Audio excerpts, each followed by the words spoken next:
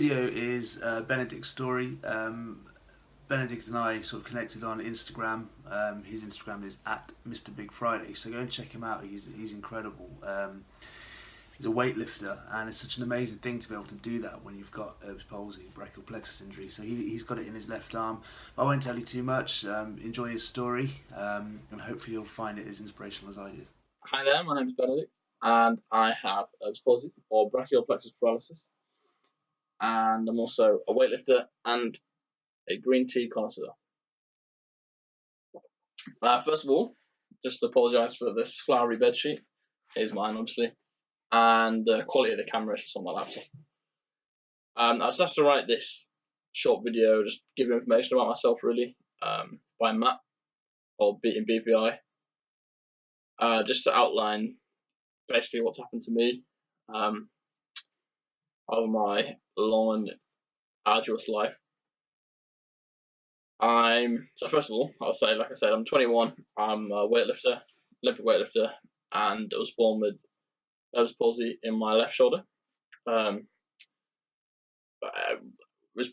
was because of, obviously I don't remember this being as I was just born, but I had a difficult birth, so I was 10 plus pounds, but I was a very tall baby, and obviously it was hard for my mum to, I was in the wrong position basically, and I had to be pulled out, and when she pulled my arm, obviously there was a lot of damage caused before I made gains, that was, albeit some. And this damaged the nerve branches in C5, so at the top of the back of your neck, cervical spine, and that affects your deltoid, so your shoulder and your bicep and your arm. This damage caused me to sit with my hand facing behind me and slightly bent and twisted up like a waiter's tip. This is pretty common in Erb's palsy or any brachial plexus injury, really. I could not feed at all, so my suck reflex was just gone. So I had to be fed through a gastric tube for the first couple of weeks of my life, or a week or so. And my speech was also affected. I'm assuming the nerves up there don't just come to here, they work inside the body as well. But yeah, I couldn't speak at all. I didn't cry for 6 weeks.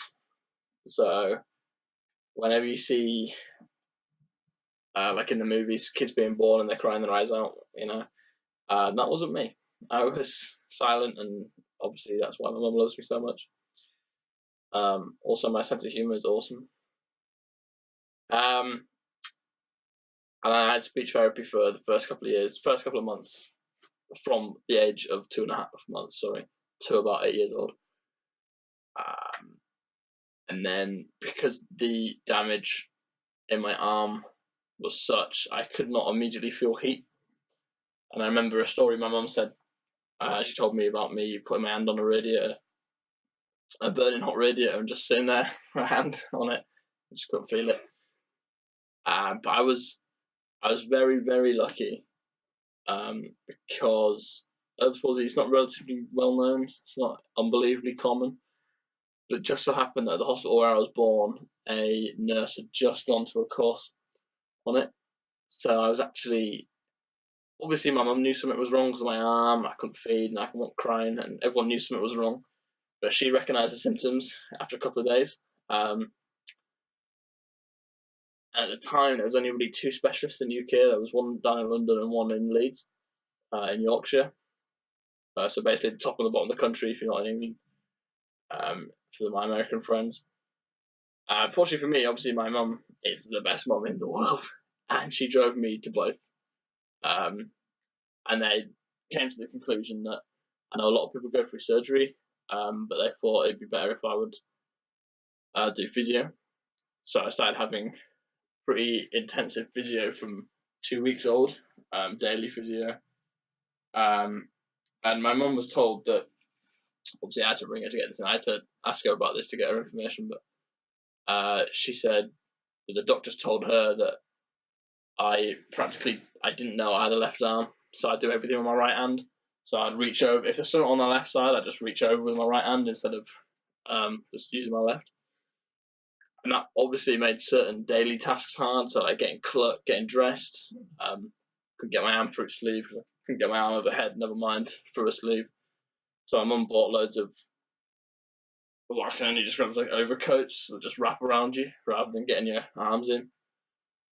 And then she'd also buy like oversized toys. So instead of having little little minute toys, I'd have to have big things so I could use both hands. And then cups and cutlery with handles, 2 handles, so I'd have to be forced to use both. So she was basically putting me through physio from that age as well. It was like a toned down version of physiotherapy that my mum was like unintentionally giving me, and that is probably the sole reason I didn't need surgery. And from the age of 10 months, my mum put me in a gymnastics class just to stress, because my mum would kill me. It wasn't like a fit tots class, like it was a legit proper gym class, gymnastics. And this was probably the one thing that helped me develop so much. And if it wasn't for that, I probably wouldn't be able to do weightlifting, or it would be a lot more noticeable now. It got to the point where I took to gymnastics so well, I overtook all the able-bodied people in class, and I actually left and stopped the class because I got kind of promoted as such, and I had to move up a class. That meant I had to leave all my friends behind and go with the like scary 10-year-olds, and nah. So this was at about 7, so it was from about 10 months to 7 years. So about 6 and a bit years I was doing gymnastics. And then soon after that, we actually moved up. We moved up from London area to the northeast coast. You couldn't tell by my voice, but I went up to a place called Whitby. It's a seaside town, and we went up there because my mum would want to be closer to her parents. She's from up there, and her whole family's from up there. But because it's a seaside town, so it's not like anything I've discovered in the sea, but we were basically forced to learn to swim, which is fair enough, and it makes sense. But because I couldn't get my arm up here, basically, all right? I could on my right hand, but it was like, so if I was doing front crawl, it'd be swim up here, and then it'd be here. And the instructors would keep shouting at us and telling me, you have to do this. And this was the first kind of problem that affected me in terms of sports. And because I couldn't do my arm, I could swim fine, but I couldn't do the perfect technique. They stopped us from progressing, and I had to stay in a little bit of a group for the whole time. And it's probably undoubtedly the reason I don't like swimming at all, and that is probably why. And this is something that Matt just wants kind of us to talk about, the basic daily things that affect us. But one of the things I want to add is that no technique is perfect, and if you want to change it, that's fine. There's an American CrossFit coach who follows us on Instagram. We follow each other. His name is Kairos Nate. It's Nathan Gagnon. His condition is such that he can't fully straighten his left arm when it's overhead, and it's not the textbook technique for weightlifting, but he does what he can, and he makes it work, and that's all that matters, I suppose. And then, so I stopped swimming pretty quickly, so about 8 or 9. I was just doing normal kid stuff, playing out, building dens and forts and stuff. I did things like skateboarding. That was my first sport, really. And I always played cricket as well. My dad played cricket a lot, so I went to go watch him pick up a bat and a ball and throw it around and whatnot. And from the age of about 7, 8 to 13, I didn't do any sports seriously. I just did that, like I said, played a bit of cricket, did a bit of skateboarding, and just was a kid, really. But at the age of 13, I started running track and field. So that's I did 100 meters and triple jump, because I didn't want to do any cardio. I didn't want to run for long distances because I was lazy. And I did this for about 6 years, 5 or 6 years. Ended when I was about 18. Because of the nature of triple jump, 100 meters, I didn't really have a problem with it because it was largely lower body based.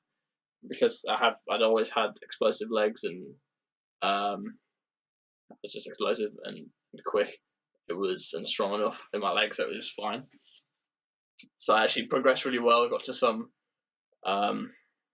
like a good level.